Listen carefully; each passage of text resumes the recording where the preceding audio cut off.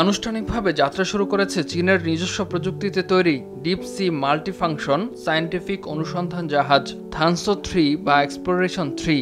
রোববার দেশটির গ্রীষ্মমণ্ডলীয় দ্বীপ প্রদেশ হাইনানের সানিয়া শহর থেকে যাত্রা শুরু করে জাহাজটি।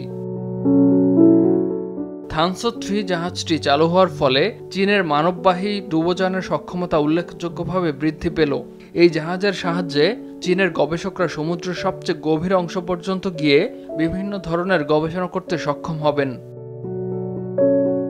আগামী বছরের প্রথমার্ধে জাহাজটি দক্ষিণ চীন সাগরে নিয়মিত বৈজ্ঞানিক গবেষণা কার্যক্রম শুরু করবে। একই বছরের দ্বিতীয়ার্ধে এই জাহাজ অতল মহাসাগরের গভীরতম অংশে গিয়ে বিভিন্ন ধরনের গবেষণার কাজ করবে।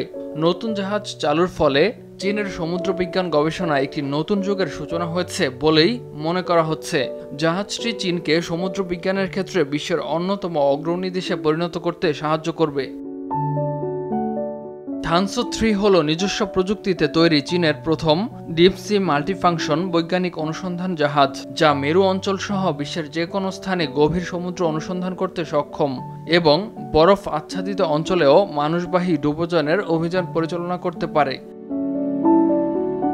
104 মিটার দীর্ঘ এবং প্রায় 10,000 টন ওজনের থানসো 3 জাহাজটি সম্পূর্ণরূপে চীনেই ডিজাইন এবং নির্মিত হয়েছে।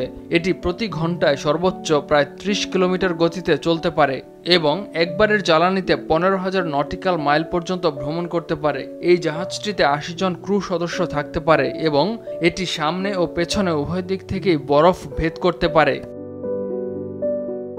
ইমতিয়াজ আহমেদ, RTV।